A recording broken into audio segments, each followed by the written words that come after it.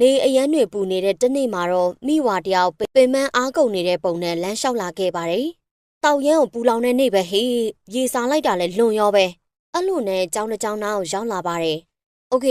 ကျောင်းထဲမှာတော့ငါအတွက်တောက်စရာတစ်ခုခုရှိမှသိချတယ်။လေကျောင်းတွေလည်း၆ကက်နေပြီ။စိတ်ပြက်လိုက်တာဟာ။ကျောင်းအောက်ထပ်မှာတော့ကျောင်းသူကျောင်းသားတွေတောက်ဖို့အတွက်ဖြိုရည်ရောင်းတဲ့ဆက်ကြီးတစ်ခုရှိပါတယ်။ဒါပေမဲ့အဲ့ဒီဆက်ကခါတိုင်းတီနာမှာရှိမနေပါဘူး။ဒီနေ့မှာအောက်ထပ်မှာထပ်ထားတာပါ။အိုးမိုက်ပြီကွာ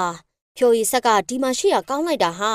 ရေစာညာနဲ့လုံးဝကွက်တိမိဝါလဲဖြိုရည်တပူးလောက်ဝဲလိုက်ပါတယ်ရေကလည်းအရန်ကိုစားနေတာမလို့မိဝါလဲဖြိုရည်ကိုအရသာတော့မခံတော့ပဲဇွတ်တွေတောက်ပြစ်ပါတော့တယ်ဟောအခုမှပဲရေစာတာတတ်တာသွားတော့တယ်ဟာဘာဖြစ်တာလဲငါခန္ဓာကိုယ်ကြီးကဘာဖြစ်တာလဲအာဘိုင်းနာလိုက်တာဒီနောက်မှာတော့အတန်ကျဲကြီးတစ်ခုကျောင်းထဲကနေထွက်လာပါတော့တယ်အဲ့ဒါကြောင့်ကျောင်းထဲကကျောင်းသူကျောင်းသားတွေလည်းအရန်တွေလန့်ဖြန့်ကုန်တာပေါ့ဟာဘာတန်ကြီးလဲတလောက်ကျဲကြီးဘသူအော်နေရလဲသိမကြားလိုက်ပါဘူးကျောင်းကြီးတဲကနေအစိမ်းရောင်လင်းတန်းကြီးတစ်ခုထွက်လာပါတော့တယ်အဲ့ဒီအလင်းရောင်ကြီးကကောင်းကင်အထိကိုရောက်သွားတာပါပြီးတော့မိဝါရဲ့ခန္ဓာကိုယ်ထဲကနေအစိမ်းရောင်ပါဝါတွေစတင်ထွက်လာပါတော့တယ်မိဝါရဲ့အတန်ကြီးကလည်းလုံးဝပြောင်းသွားပါတယ်မွန်စတာတစ်ကောင်နဲ့တောင်တူနေပါတယ်ဟာငါရဲ့စွမ်းနဲ့တိုးလာပြီကွာအကုန်တက်ပြစ်မယ်မိဝါရဲ့ခန္ဓာကိုယ်အပေါ်ပိုင်းကြီးကလည်းလုံးဝကြီးမားလာပါတယ်အောက်ပိုင်းကတော့ပုံမှန်ပါပဲသူကကျောင်းထဲကနေပြင်ကိုထွက်လာခဲ့ပါတယ်ကောင်းကင်တစ်ခုလုံးလည်းမဲမောင်လာပါတယ်ကားရဲကလူတယောက်ကတော့ဘာကြီးလဲအဲ့ဒါဘာကြီးလဲဟာမိဝါကကားလမ်းလေကောင်ကြီးမှာမြမလူကြီးတက်ရက်နေရပါကားသမားလည်းအရှိန်မထိန်နိုင်တော့ပဲမိဝါကိုဝင်ကျုံးပါလေရောဒါပေမဲ့မိဝါကကားကြီးကိုလက်တစ်ဖက်ထဲနဲ့ကင်ထားလိုက်တာပါဟာငါအေးစေးပဲနော်နင့်ကအစပ်လောက်ကတော့လှက်ပြီမလုတ်ပါနဲ့ဗျာတောင်းပန်ပါတယ်ကျွန်တော်မှဒီကားလေးပဲရှိတာပါဟာငါမှဘာမှမရှိဘူးတနာညာတာမို့ဆိုတာလည်းမရှိဘူးငါဒီကဘာကြီးရဲ့ဘယင်မဖြစ်တော့မှနင်မသိဘူးလားမိဝါကားကိုကင်ထားတဲ့လက်ကနေအစိမ်းရောင်ပါဝါတွေထွက်လာပါတယ်သိမကြပါဘူးကားကြီးတစ်စီးလုံးလေပေါ်ပြန်တက်သွားပါတော့တယ်အမြင့်ကြီးကိုရောက်သွားတဲ့အခါမှာတော့အစိမ်းရောင်အလုံးကြီးဖြစ်ပြောင်းသွားပါတယ်ငါ့ဝင်တိုက်ချင်လေကောင်းတယ်မလားကဘာကြီးကိုအုပ်ချုပ်မယ်ကွာမိဝါပတ်တောင်းကျန်းနေတာမလို့ရဲရီလည်းရောက်လာခဲ့ပါတယ်ဟေးမလုံနဲ့နော်အေးစစ်အဖမ်းခံမှာငါတို့ကြည်စံတွေမတုံးချင်ဘူးလက်မြောက်ပါရဲသား၃ယောက်နဲ့ရဲမေတယောက်ကမိဝါကိုတနက်နဲ့ဝိုင်းချိန်ထားပါတယ်နင်တို့ပြစ်ချင်ပြစ်လိုက်လေငါဘာမှကြည့်ဥဆိုင်ဘူးရှင်းနေမလားအေးနင်တို့ပြစ်ပြီးတော့ငါအလှဲ့နော်အဲ့ကြမှာတောင်းပန်တာလာမလုံးနဲ့ရဲတွေလည်းတနက်တွေနဲ့ဝိုင်းပစ်ကြတာပေါ့ဒါပေမဲ့ကြည်ကမထွက်ပါဘူးတနက်မှာတော့မီခိုးတွေတထောင်ထောင်နဲ့ဖြစ်နေတာပါဒါပဲလေဒါငါရဲ့စူပါပါဝါပဲသိရမလားကဲဒီတစ်ခါတော့ငါလက်ရောက်ပြီနော်ဟေးမလုံနဲ့နော်အဲ့ဒီမှာရဲမိဝါခန္ဓာကိုယ်ကနေအစိမ်းအောင်မီခိုးတွေထက်ထွက်လာပါတယ်နင်တို့ကငါအကြောင်းမသိတယ်လို့ပဲရတယ်ဒီမှာလာပြီရှော့ဟာရှော့အခုတော့ရဲတွေလည်းရှောတာပါပဲတိုက်နေရန်တွေ့မှတော့ကတ်သွားတဲ့ထိကျန်းနေရပါကဘာကြီးရဲ့ရှင်သခင်ဘယင်မတစ်ကောင်ငါပဲနော်ငါ့ကိုလေးလေးဆဆဆက်ဆံရမယ်ငါ့ကိုမျက်လုံးနဲ့တော့မကြည့်ကြနဲ့အဲ့ဒီချိန်မှာပဲအံ့ဖွယ်ဘိုးတော်တယောက်ပေါ်လာပါတယ်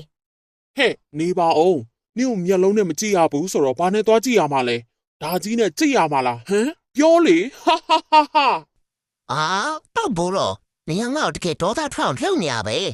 ငါဒေါသတွေထွတ်ထိတ်ကိုထွက်နေပြီနော်ညတေဖို့သာပြင်းမေးတော့အကောင်အကြီးကြီးဖြစ်နေတဲ့မိဝါကဘိုးတော်နောက်ကိုပြေးလိုက်လာတာမလို့ဘိုးတော်လည်းပြေးပါလေရောဘာလဲနေကစတော့စပြီအခုမှကြောက်နေရပါလေဘိုးတော်ထွက်လာစမ်းပါဟာနင်ကျေးလို့ရတယ်ပုံလို့ရမှာမဟုတ်ဘူးနော် You can run but you can't hide ပဲနော်ဒီနောက်ဘိုးတော်ကအင်ကြီးတွေချုပ်ပြီးဗလတွေပြလိုက်ပါတော့တယ်နေငါအကြောင်းမသိသေးဘူးထင်တယ်ငါအံ့ဖွယ်ဘိုးတော်နော်ပေါ့သေးသေးဘိုးတော်မဟုတ်ဘူးရော့ဟာရော့သူကသာအပြင်းစားလက်သေးဆိုပြီးထိုးနေတာပါမိဝါတို့ကဘာဆိုဘာမှဖြစ်မနေပါဘူးအတော်ဆိုးနေပါပြီဟာနင်ငါရဲ့စူပါလက်သီးတွေနဲ့ထိုးတာတော့မှဘာမှမဖြစ်ဘူးလားနင်ကဘာကြီးလဲငါဒီကဘာကြီးရဲ့ရှင်သခင်မအစ်စ်ပဲ2000မလောက်ပါနဲ့ဗျာကြောက်ပါတယ်ဗျာကျွန်တော်စတာပါဗျာမရတော့ဘူးနင့်ကငါပြင်းတော့မယ်ဒါပေမဲ့ဘိုးတော်ကစူပါမန်လိုပြန်ပြီးထွက်ပြေးသွားပါတော့တယ်ဟမဲနင်ကစူပါမန်မော်လေ အဲ့လိုကင်းလွတ်တယ်လို့ဘသူပြောလဲ မကြပါဘူးပြန်နေတဲ့ပိုးတော်ရဲ့ရှေ့မှာမိဝါပေါ်လာပြီးပိုးတော်ကိုစတီးပါတော့တယ် ကဲအခုဘယ်ပြေးမလဲ မိဝါကပိုးတော်ရဲ့လေပင်ကိုညှစ်ထားတာပါ နေရငါတော်တော်စိတ်ဝင်စားစရာကောင်းနေရနော်ဒါပေမဲ့ဒီညနေ့အတွက်နောက်ဆုံးနေ့ဆိုတော့လေစိတ်မကောင်းပါဘူးနေ့ရဲ့ဝိညာဉ်ကိုငါနှုတ်ပြတော့မယ်ကဲဟာ မိဝါရဲ့အာကြီးနဲ့ပိုးတော်လေပင်ကိုညှစ်ချလိုက်တာမလို့ပိုးတော်လည်းနေမထူညမကူပဲကိစ္စရှော့သွားခဲ့ပါတယ်အဲ့ဒီနောက်ဟိုတယ်ချယ်ရီမှာတော့ကျော်ကြီးတယောက်ပေါ်လုံးပွဲလောင်းပြီးနိုင်လာတာမလို့စော်နှစ်ယောက်နဲ့အပန်းဖြေခီးထွက်နေပါတယ် စိတ်ကြိုက်စားနော်ဒီနေ့ကိုကြီးတကခံမယ် မိဝါကဟိုတယ်ချယ်ရီနာကိုရောက်နေပါပြီသူကကျော်ကြီးရှိတဲ့ခန်းထဲကိုဝင်လာတာပါ ဟာအဲ့ဒါဘာကြီးလဲဘာကောင်ကြီးလဲ ငါလားငါကဘာကြီးရဲ့ရှင်သခင်မှာအသက်ပဲလေပြီးတော့နင်တို့အားလုံးအတွက်အိမ်မက်ဆိုပဲ ဘာလဲဘာကြီးလဲဘာလာပြောနေရလဲ မကြခင်သိရမှာပေါ့ဟာဒီမှာဒါငါရဲ့ green ball power ပဲနင်တို့ကဒီ power ရဲ့အရာတော်ပထမဆုံးမြည်ဆန်းရမယ်ကံကောင်းသူတွေပဲ ဘာအလုံးကြီးလဲအဲ့ဒါကြောက်စိမ့်လုံးလား အခုတော့ဟိုတယ်ထဲကနေကြောက်စရာအော်တန်ကြီးတွေထွက်လာခဲ့ပါတယ်ပြီးတော့မကြပါဘူးဟိုတယ်တစ်ခုလုံးအစိမ်းရောင်အလုံးကြီးဖြစ်ပြောင်းသွားပါတော့တယ်မိဝါကတော့တခြားနေရာကိုထပ်သွားနေပါပြီ ကဘာကြီးရဲ့ဘယင်မငါပဲ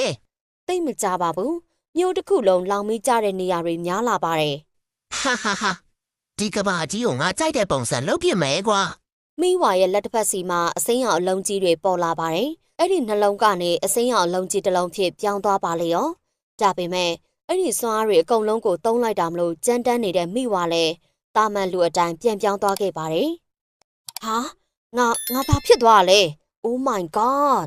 အချိန်အားဖြင့်မနက်10:00နာရီရှိနေပါပြီအဲ့ဒါကြောင့်မြို့ထဲမှာကားတွေလူတွေနည်းနည်းရှင်းနေပါတယ်ဆာကူရာမြို့ရဲ့ကျောင်းကြီးကတော့တိတ်လို့စိတ်လို့ဖြစ်နေပါတယ်အကြောင်းကတော့ကျောင်းမှာစာမေးပွဲရှိနေတာမလို့ပါစာမေးပွဲချိန်မလို့ကျောင်းသူကျောင်းသားတွေအားလုံးတက်တက်ဆိတ်ဆိတ်နဲ့ညီတက်နေပါတယ်ညနေဘက်ကျောင်းဆင်းချိန်မှာတော့တန်စင်ဆူဆူနဲ့ဝီယန်တို့ကစာမေးပွဲမှာဖြေနိုင်လားမဖြေနိုင်ဘူးလားဆိုတာတွေပြောနေကြပါတယ်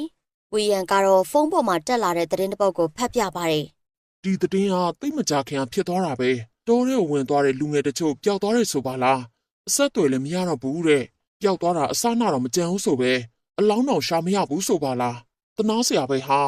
လူငယ်ဆိုတော့ငါတို့လိုအရွယ်လေးတွေပဲနေမယ် ဆူဆူကတော့ဒါတိုးရဲဝင်သွားတာလေတိုးရဲမှာအသားစားတတ်တော်ရည်အများရှိရပဲအဲ့လိုကောင်တွေကစားသွားတာနေမှာပေါ့ ဒါစလန်ဒါမန်ဖြစ်နေရောသူကတိုးရဲမှာအမြဲတမ်းရှိနေရလေတန်စင်လဲ ဟဲ့မဟုတ်တော့ပါဘူးစလန်တာမန်ကလိုင်းပေါ်မှာရှောက်ပြောတဲ့ပုံပြင်မှာဟာ ဟုတ်တယ်တန်စင်ပြောတာငါလည်းလက်ခံတယ်စလန်တာမန်ဆိုတာကလေးတွေတိုးရဲကိုသွားမှာဆိုလို့ရှောက်ပြောနေတဲ့ကောင်ပဲဘာမှမရှိဘူး အေးပါနင်တို့ဆီယာမကြီးတွေပဲဒါပေမဲ့ငါတို့အဲ့လိုမထင်ဘူးဟာစလန်တာမန်ကတကယ်ရှိမှထင်တယ် နင်ကလေ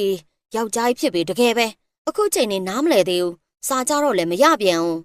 ဟုတ်ပါဟာနေမဲပြောလိုက်တော့ တငယ်ချင်း၃ယောက်သားအိမ်မပြန်နိုင်သေးပဲစကားပြောလို့ကောင်းနေပါတယ်ညဘက်ရောက်သွားတဲ့အခါမှာတော့ဝီယန်တယောက်ဖုန်းတစ်လုံးကင်လာပြီးအိမ်ပြင်ကိုထပ်လာခဲ့ပါတယ်သူကတရက် vlog တစ်ခုရိုက်ပြီး YouTube မှာတင်ဖို့လုပ်နေတာပါ အခုချိန်တရက်တစ်ကောင်လာပေါ်လာတိတ်ကောင်းမှာပဲကွာအဲ့ဒါဆို YouTube ပေါ်တင်လိုက်အဲ့ဒီဗီဒီယိုပေါက်ပြီပဲဟဲဟဲ ပြောနေတော့မှပဲဝီယန်ရဲ့ဖေက ဟျောင်ဖုန်ကြီးကင်ပြီးဘာလုပ်နေရလဲကွာစာကြက်လေစာမေးပွဲဖြေနေရတာမဟုတ်ဘူးလား ဒါစာချက်ပြီးပါပြီအခုကတရေတို့ဘာလို့များထက်လာမလားလို့ဗီဒီယိုရိုက်နေရပါ တရေကမင်းကုတ်ခွစီသွားမှသိနေမယ်တော့စာသွားကြက်လို့ပြီးရင်လေအိတ်တော့ ဟုတ်အဖေ နောက်ရက်ကတော့စနေနေ့မလို့ចောင်းပိတ်ရက်ဖြစ်နေပါတယ်စွတ်စွလည်းအေးစင်းနားနေတာပေါ့နားနေတော့မှပဲဖုန်းတကောဝင်လာပါတယ်စွတ်လည်းဖုန်းကင်လိုက်ပါတယ်ဟယ်လိုဝီယန်ဘာကိစ္စ ចောင်းပေးရဲ့အပြင်လေးပါလေးသွားရအောင်လေဟာအိမ်ထဲမှာစားပေးလို့ရတော့ကြိုင်ရှော့ဖြစ်ကုန်မယ်ဟာဒီနေ့ညနေလောက်ငါတို့တနေရရသွားမယ်လေတန်စင်ကိုလည်းခေါ်ခဲ့ အေးပါသွားကြတာပေါ့ငါလည်းပြင်းနေရတဲ့အတော့ပဲ โอเค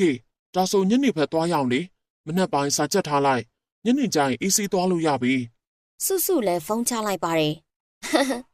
ဒီကောင်ဝီယန်ကတော့စလန်တာမန်ကိုရှာချင်နေတဲ့ပုံပဲဝီယန်နင့်ကြံလောက်ကတော့ငါကြိုသိတာပေါ့ဟာအဲ့လိုနဲ့ညနေဘက်ကိုရောက်သွားတဲ့ခါမှာတော့ဝီယန်ကတန်စင်ကိုသူ့ကားနဲ့တင်ခေါ်လာပြီးစွအိမ်ကိုထွက်လာခဲ့ပါတယ်ပြီးတာနဲ့ကာဟွန်တီးလိုက်တာပေါ့စွလည်းအပြင်ကိုထွက်လာခဲ့ပါတယ်အခုမှလာတော့တယ်ဟာတန်စင်နေအောင်တခါတည်းပါလာလား အေးဟုတ်တယ်လေဆူဆူဘာဖြစ်လို့လဲဒီမှာလေ ဝီယန်ငါ့ကိုစွတ်တယ်ခေါ်လာတာဟာတကယ်ဆိုးဆိုးပဲ ဟိကောင်ဝေးရန်နေငါ့ကိုအရင်မခေါ်ပေါ့လေဟုတ်လား မဟုတ်ဘူးလေဟာအခုသွားမဲ့နေရနေ့အိမ်နဲ့ပုံနီးရဲ့လေအဲ့ဒါကြောင့်ပါဟာ ဒီလိုနဲ့ဝေးရန်တို့လည်းကားလေးနဲ့ပဲတော်လန်လေးအတိုင်းဝင်လာခဲ့တာပေါ့အရာအလုံးကတော့တိတ်ဆိတ်နေတုံးပါပဲသွားရင်ညနေဘက်ကနေညဘက်ကိုရောက်လာပါတယ်တနေရာအရောက်မှာတော့ဝေးရန်ကကားကိုလမ်းပေးထိုးရက်လိုက်ပါတယ်ပြီးတာနဲ့ကားပေါ်ကဆင်းလိုက်ပါတယ်တန်စင်လည်းထူးဆန်းသွားတာမလို့ ဟဲ့ဘာလို့ဒီနေရာကြီးမှာဆင်းလိုက်တာလဲဘာလို့ဆရာရှိလို့လဲ ဒီမှာလေဝေးရန်စလန်တာမန်ကိုရှာချင်နေရလေအဲ့ဒါကြောင့်ဒီမှာရက်လိုက်တာ ငါတော့စလန်တာမန်ရှိမယ်လို့ထင်နေဟာအဲ့ဒါကြောင့်ပါငါ့ကိုကူညီမယ်မလား ကူညီပေးလိုက်စမ်းမတန်စင်ရဒီတောထဲမှာဘာမှရှိမှာမဟုတ်ဘူးနေအောင်ဟိုတောနဲ့ထဲတော့မဝင်ဘူးနော်အဲ့ထဲမှာအကောင်ပလောင်နေများတယ် အေးပါဟာငါတို့ဒီနာတောဆက်လေးပဲသွားမှာပါပြီးရင်ပြန်လာပေါ့ဟာ အဲ့လိုနဲ့ဝေယံဥဆောင်ပြီးတောထဲကိုဝင်လာခဲ့ပါတယ်အဲ့လိုဝင်လာရင်းနဲ့ကြောက်လာတဲ့သူကတော့တန်စင်ပါပဲ ဟဲ့ပြန်ရအောင်လေဟာပို့ပြီးတော့မှောင်လာတယ်ဟာငါကြောက်လာပြီပြန်ရအောင် နေပေါင်းတန်စင်ရငါလည်းပါပါတယ်ဟာနေပါရီကြောက်နေရလဲဘာလဲနေလဲဝေယံလိုပဲစလန်တာမန်ကိုကြောက်နေရလားအဲ့လိုပြောနေတော့မှပဲတောထဲမှာအတန်တချို့ထွက်လာတာကိုကြားလိုက်ရပါတယ် နင်တို့တိတ်နေစမ်းပါကွာဟိုမှာအတန်ထွက်လာတယ်ဟာကြားလိုက်လား အေးဟုတ်တယ်ဝေယန်ငါလည်းကြားလိုက်တယ် နင်တို့နှစ်ယောက်ယူလိုက်ကြပါလားပေါက်ကရတွေတော်တော်ပြောတတ်တယ်တောထဲလာမှတော့တိတ်ကိုင်းချောက်တွေပါပြုတ်ကြတာနေမှာပေါ့ဟာ စလန်တာမန်အချက်ပြနေပြီထင်တယ်ငါတို့ဒီမှာမလုံခြုံတော့ဘူးတနေရာရာသွားမှရမယ်လာပါငါနောက်ကလိုက်ခဲ့ ပြောနေတော့မှပဲခက်လန်းလန်းနေရမှာမျက်နှာကိုအဖြူအဝတ်စကြီးနဲ့ပတ်ထားတဲ့စလန်တာမန်ကြီးပေါ်လာပါတယ်။ဒါပေမဲ့သူကဝေယံတို့ကိုလှမ်းကြည့်ရုံကလွဲပြီးတခြားဘာမှမလုပ်ပါဘူး။ဝေယံတို့ကတော့စလန်တာမန်ရှိနေတယ်ဆိုပြီးတောထဲကနေထွက်ဖို့ပြေးနေကြတာပါ မြင်မြင်ပြေးကြဟေ့စလန်တာမန်လိုင်းလွတ်မှာမဟုတ်ဘူး ။ဒါပေမဲ့ပြေးလိုက်ရင်ရောက်လာတာကအပြင်ကိုမဟုတ်ပဲကွင်းတကွင်းနဲ့ကိုရောက်သွားတာပါ။ဝေယံကတော့ စွတ်စွတန်းစင်နင်တို့အခုငါထိုင်တယ်လို့ထိုင်မြင်မြင်လုံးဟာအချိန်မရှိဘူး ဘာလဲဝေယံရ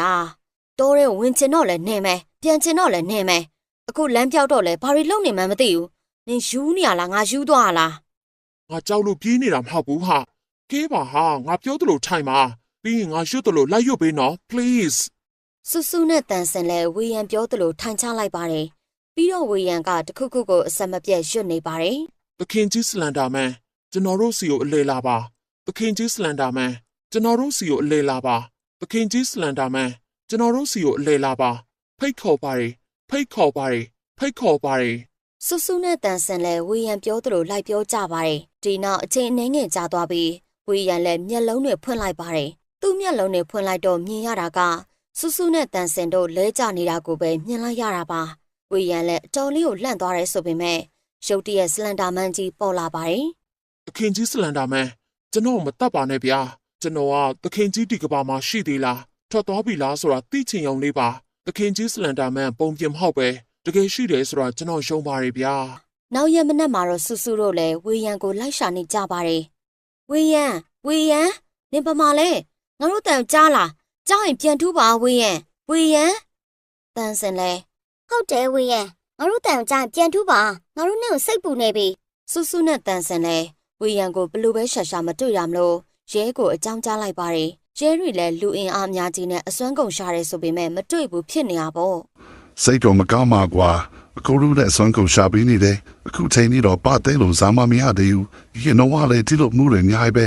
ဒါပေမဲ့ဘသူကဒီရခံလေးဆိုတာမသိဘူး ဝေယံကတော့စလန်တာမန်ကိုယုံလွန်အားကြီးပြီးခေါ်လိုက်တာမလို့စလန်တာမန်ကသူ့ကိုခေါ်သွားခဲ့ပါတယ်ဘယ်ခေါ်သွားလဲဆိုတာကို comment မှာရေးခဲ့ပေးပါအောင်နော်ဆာကူရာဇလန်တွေကြိုက်တဲ့သူတွေက channel လေးကို subscribe လုပ်ထားပေးပါနော်ဒီ channel မှာဆာကူရာဇလန်ကောင်းတဲ့အများကြီးကိုတင်ဆက်ပေးပါမယ်ရှင်